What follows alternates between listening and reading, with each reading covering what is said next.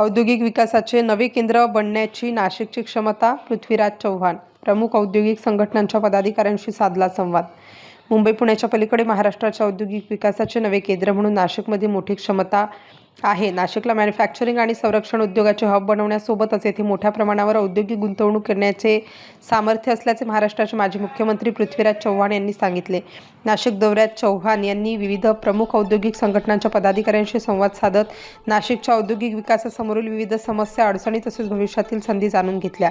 यावेळी नाशिकच्या उद्योग विश्वांच्या विकासासाठी आवश्यक असलेल्या अनेक महत्त्वपूर्ण विषयांवर सविस्तर चर्चा करण्यात आली.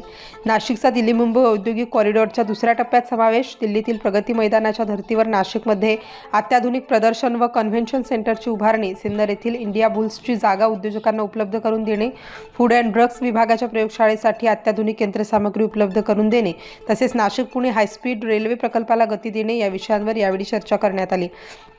नाशिकच्या औद्योगिक विकासासाठी मोठ्या प्रमाणावर पायाभूत सुविधा उभारण्याची गरज असल्याचे सांगत चव्हाण यांनी या विषयांसाठी शासन स्तरावर पाठपुरावा करण्याचे आश्वासन दिले.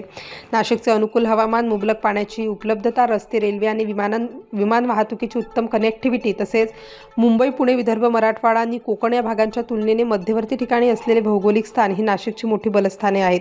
या अनुकूल परिस्थितीचा प्रभावी वापर केल्यास भविष्यात नाशिकच्या औद्योगिक विकासाला मोठी चालना मिळू शकते असा विश्वास चव्हाण यांनी केला.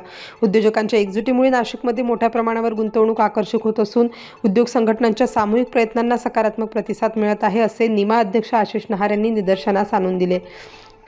यावेळी निमा अध्यक्ष आशिष नहार, आयमा अध्यक्ष राजेंद्र पानसरे, महाराष्ट्र चेंबर ऑफ कॉमर्सच्या उपाध्यक्ष सुनीता फाल्गुने, निमाचे उपाध्यक्ष मनीष रावल, संजय महाजन, योगिता आहेर तसेच किरण खाबिया, राहुल गांगुर्डे, जयंत पगार आणि विनोद कुंभार यांनी चर्चेत सहभागी होत उद्योगांसमोरील समस्या तसेच नाशिकच्या औद्योगिक विकासासाठी आवश्यक उपाययोजनांबाबत उपयुक्त सूचना मांडल्या. नाशिकला केवळ उद्योगांचे शहर न ठेवता मॅन्युफॅक्चरिंग, संरक्षण उत्पादन, निर्यात आणि आधुनिक औद्योगिक गुंतवणुकीचे प्रमुख केंद्र बनवण्याच्या दृष्टीने या बैठकीत झालेली चर्चा महत्त्वपूर्ण ठरली. स्टार न्यूज नाशिकसाठी उपसंपादक नानासाहेब देवरे.